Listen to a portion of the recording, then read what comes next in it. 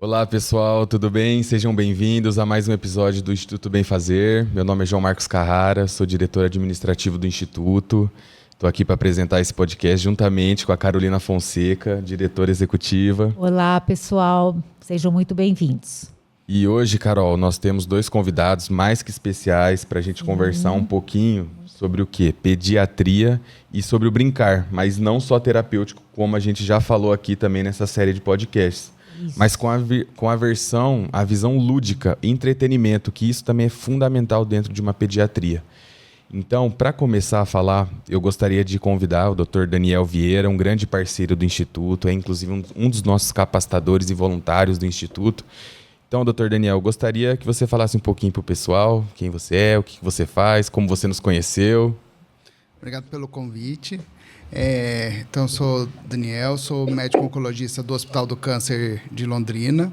Eu conheci o Instituto justamente na nossa capacitação do Child Life, junto com a equipe do John Hopkins, quando eles vieram para Londrina, para fazer toda essa capacitação em relação a toda essa nova forma de ver a criança, né? Como de um olhar mais lúdico, de um olhar mais diferenciado, justamente para tentar amenizar todo o sofrimento que as crianças passam nos períodos de internação, de tratamento, de uma forma de humanizar todo esse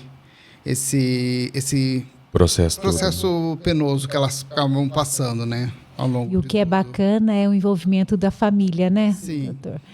E a gente tem um pouco de dificuldade, né, aqui no Brasil, inclusive do irmão também, trazer toda a família para junto, né?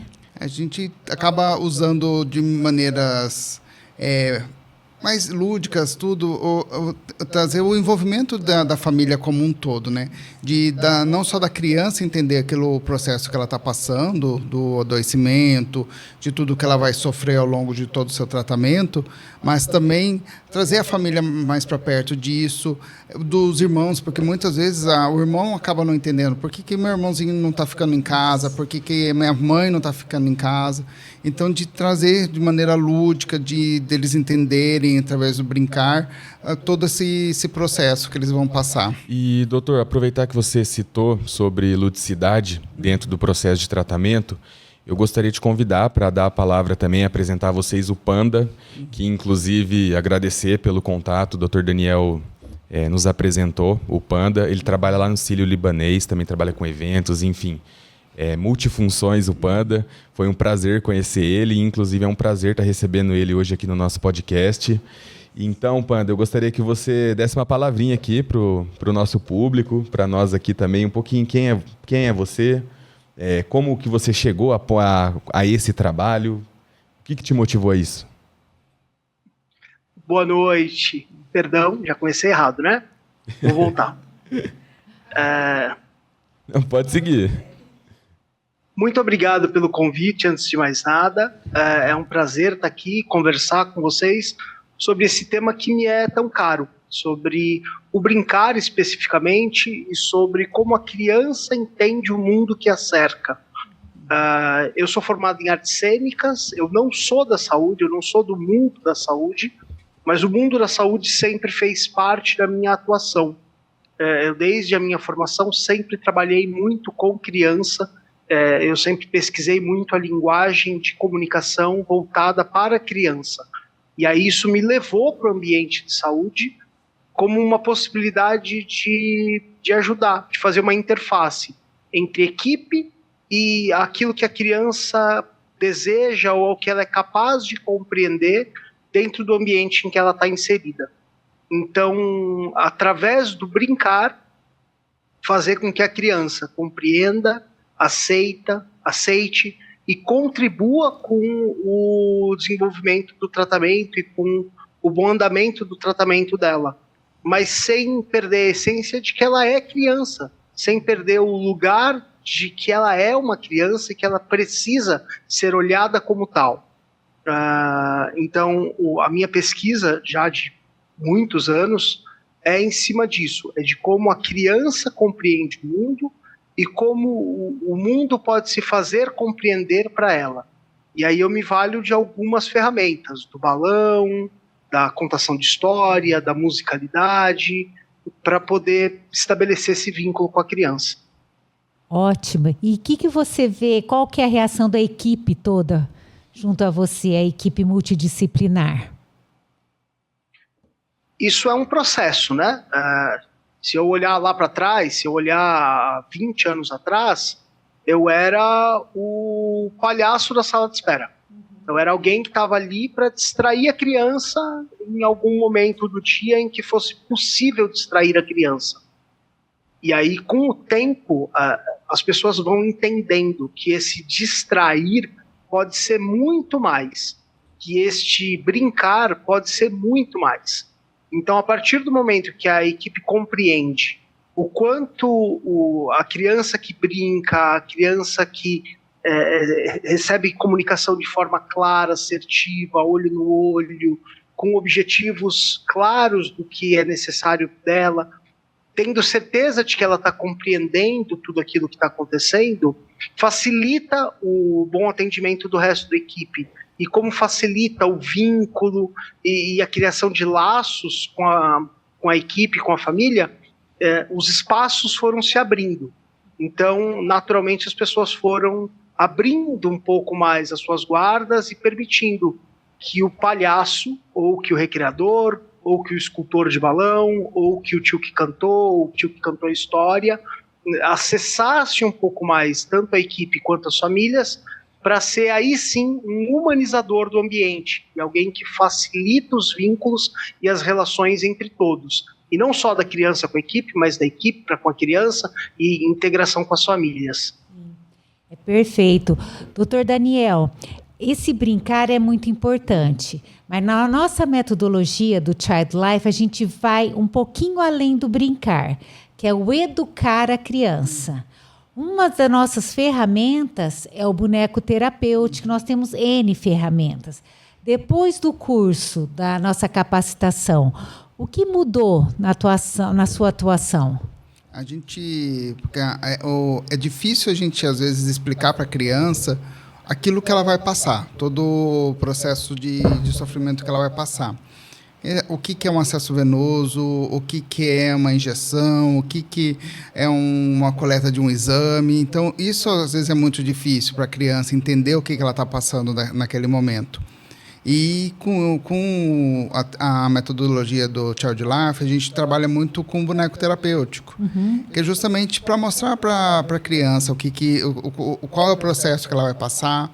Às vezes, então, se ela vai pegar um acesso venoso, então, através do boneco, mostrar para ela o que é um acesso, como é feito esse acesso, ela brincar com esse acesso. Então, a gente dá os instrumentos para ela brincar, para ela entender como é que vai ser feito aquilo.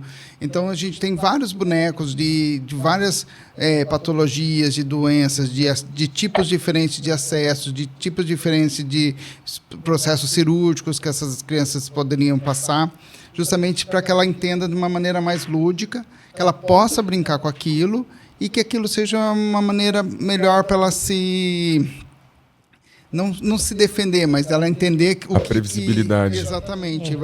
Se torna uma coisa mais previsível para ela do que ela vai passar naquele momento. Isso, porque o trauma, a gente sabe por estudos que é o que acontece quando coisas inesperadas.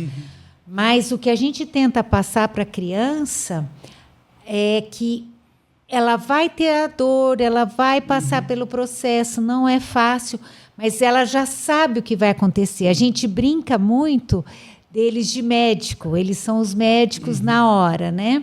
E é muito que vem também com o que o Panda faz. Sim. Porque o Panda faz toda a parte lúdica de deixá-los mais tranquilos, a família tranquila, né, Panda? E aí o médico e os profissionais podem interferir mais assertivamente. O que vocês acham? E nesse ponto, Panda, o brincar é essencial, né? Porque é o que a gente fala no nosso tratamento, que a linguagem da criança é o brincar. O que você sente na hora que você brinca com eles? Você tem um feedback muito positivo dos médicos? Você deixa as crianças mais calmas? Como é que é aí?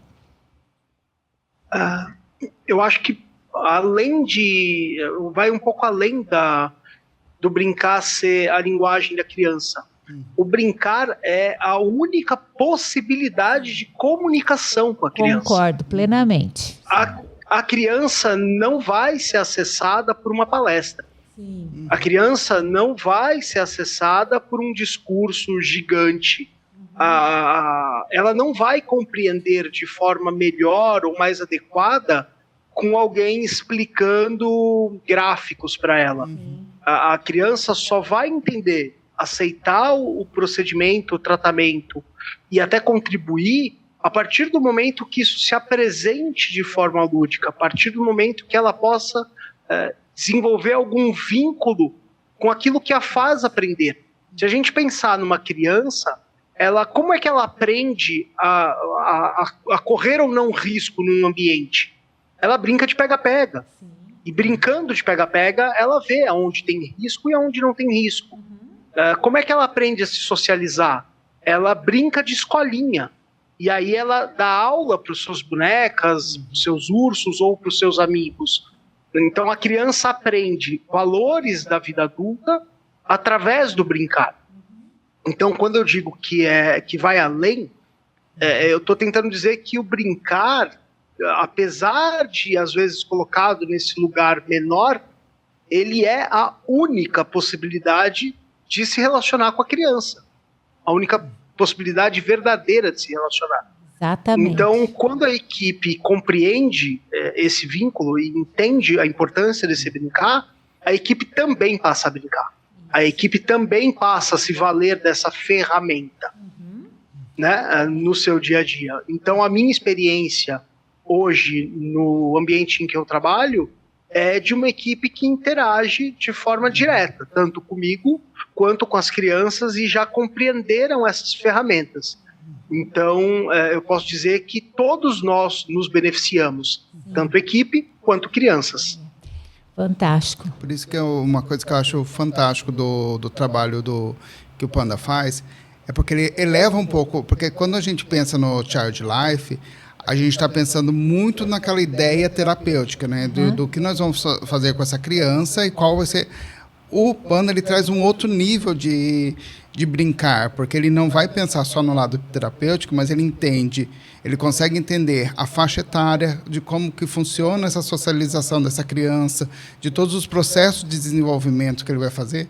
E aí ele leva esse brincar para esse outro nível, né, Panda? Eu acho fantástico. Que é diferente você trabalhar uma criança pequena, uma criança grande, um adolescente. Sim, sim. Eu acho que isso é o que precisa ser juntado aí em tudo isso. Isso a gente tem um tema, né, no nosso curso, que é justamente o desenvolvimento cognitivo. E que é uma pena, né, Panda? Eu não sei se você vivencia isso em São Paulo, mas muitos profissionais não sabem. Esse desenvolvimento cognitivo, né? E a nossa luta também. Fez parte do bate-papo que eu participei, que o doutor estava, essa discussão. Então, olhar para a criança e compreender que faixa do desenvolvimento ela está, quem é essa criança, qual a capacidade cognitiva, qual a capacidade de brincadeira, qual é o nível de interação dessa criança, interesse, o que é ou não adequado a esta criança. Por isso, o profissional tem que ter diversas ferramentas. Exatamente. E entender que em determinada criança é música, e a música vai funcionar.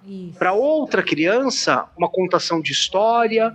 Para outra criança, você só vai deixar ali materializado um balão, algo que signifique para ela o que ela posteriormente vai estabelecer como vínculo. Então, para uma criança que está precisando ter a força de um herói, deixar um super-herói do lado dela.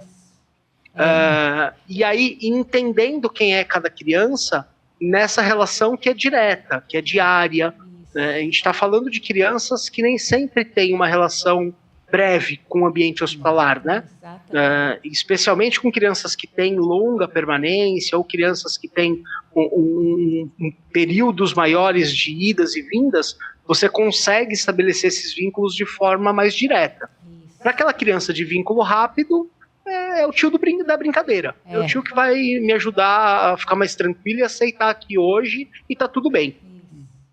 É tão interessante isso, a gente vem desenvolvendo isso também, porque a gente lê muito os artigos do Child Life, das Child Lives, que elas priorizam muito você apresentar muita coisa para a criança, assim, a brincadeira, e fazer com que ela externize o que ela está passando, tanto ela como os pais.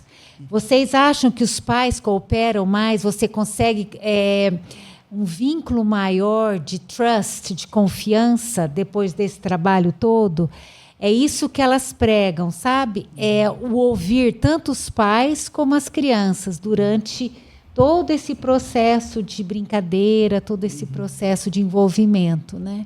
Vocês sentem os pais mais acessíveis? Eu posso dizer que sim. Eu posso te dizer que pais que veem os seus filhos sendo tratados com mais respeito, amor, carinho e recebendo a atenção verdadeira da equipe, tendem sim a ser mais cooperativos, tendem sim a ser mais respeitosos com a equipe. Na medida em que você cuida melhor dos filhos e olha efetivamente para aquela criança, você também está olhando efetivamente para aqueles pais. Então, esse vínculo se facilita. Eu vejo... E tem uma característica... Desculpa. Não, pode falar. Tem uma característica aí nessa sua fala que a mim interessa muito, que é a presença. Quando você diz que elas entram e apresentam possibilidades de brincar para a criança, para que a criança interaja, escolha e se revele, você garante que você precisa de um profissional que esteja presente. Estar presente na hora de atuar, estar presente com aquela criança é uma das principais necessidades para, de fato, formar esse vínculo. Para, de fato, estabelecer com a criança um momento lúdico, um momento de atividade real. Tem uma profissional com quem eu trabalho no hospital que diz muito sobre isso, que é: se você pega um profissional que abre a porta e não solta a maçaneta, talvez ele não tenha entrado naquele quarto ainda. Né? Se você pega um profissional que entra no quarto pensando em quanto tempo vai durar aquela atuação e o quanto ele tem que ser breve, ele talvez nem tenha entrado ainda naquele quarto. Isso aí. Então, é um pouco sobre isso, sabe? Sobre estar presente. E outra coisa, né, doutor Daniel, que a gente tenta fazer também, levar a conscientização à equipe, é quanto ao vocabulário que vai usar, mesmo com os pais. Porque não adianta falar com o pai que vai fazendo venosa, que vai fazer, talvez a tua realidade no Sírio seja de um nível cultural mais alto, mas na nossa, né, doutor, é bem... tentar ser o mais simples possível, né? Uma linguagem mais adequada, tanto para os pais quanto para a criança, porque muitas vezes o profissional da saúde ele tem a tendência a colocar um vocabulário muito complexo e esquecer um pouco, principalmente a criança, porque você está conversando com os pais, e aquela criança é o agente passivo, né? Que vai sofrer tudo aquilo e às vezes a gente esquece disso. Mas hoje em dia não, a gente começa a olhar para um outro lado. Quando a gente aprende que a gente tem que envolver a criança no processo, a gente aprende que fala assim, não, a gente tem que melhorar o nosso vocabulário, a gente tem que melhorar o jeito que a gente fala, a abordagem. Por quê? Porque a criança precisa entender aquele processo. Muitas vezes a gente pega mesmo famílias que querem evitar, fazem aquele cerco do silêncio, de não vamos contar, mas não é isso, porque a gente sabe que o processo se torna muito mais doloroso quando se faz isso. E quando a gente volta para a criança, tem um olhar diferenciado para a criança, a gente usa a linguagem da criança para trazer ela para o tratamento, isso acaba se tornando uma maneira muito mais tranquila de você tratar tanto com família quanto com o paciente. E a família você também precisa usar, né? Sim. As coisas mais tranquilas, né? Eu acho que conseguimos passar, né, essa ideia toda, né? Foi maravilhoso. Panda, acho que seria maravilhoso se você pensasse em vir a Londrina. Vem nos visitar.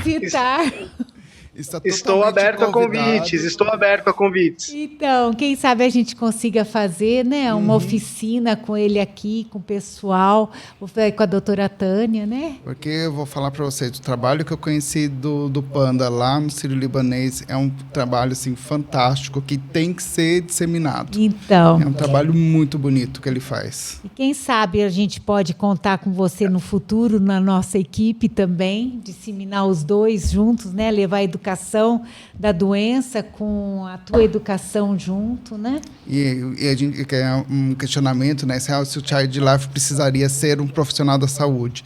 E a gente vê que não, que a gente não. tem outros profissionais que se envolvem muito nessa temática que exatamente, que às vezes são até mais importantes do que os próprios profissionais de saúde. Exatamente. Então, queria agradecer muito, né, ao Panda, ao Dr. Daniel, a H3 Filmes, a Cris, né, a todo mundo que se envolve. E vamos ver se em breve, o ano que vem, você vem para cá, Panda, nos ajudar e, quem sabe, fazer parte da nossa equipe. Sou eu quem agradece o convite, fiquei lisonjeado pelo convite. O Dr. Daniel, quando me abordou aqui em São Paulo, disse que conhecia o projeto, eu ainda não conhecia. Fico também à disposição para aprender com vocês, para fazer o curso e entender o quanto essa interface pode me beneficiar e beneficiar a vocês também. A gente tem olhares muito parecidos para a criança e cada um com objetivos aí que podem ser alinhados de forma muito, muito fácil, pelo que eu percebo. Então, eu fico à disposição, a gente vai se falando, vai organizando aquilo que for possível. Isso vai ser positivo não só para mim, para vocês, mas do meu ponto de vista, eu também tenho muito que aprender aí com essa nova linguagem e com essa nova profissão até, por que não? É isso aí. Muito obrigada, viu? Obrigado a vocês, obrigado, doutor, pessoal, obrigado, Carol, obrigado você, João. Panda. Eu que agradeço, viu, Panda? Então, pessoal, gostaria de agradecer mais uma vez por estarem assistindo esse conteúdo. Para nós é de grande valia a presença de todos vocês aqui. E deixar mais um agradecimento para o Dr. Daniel, para o Panda, para a Carol, para a H3 Film, que nos cedeu aqui o espaço, toda a estrutura deles.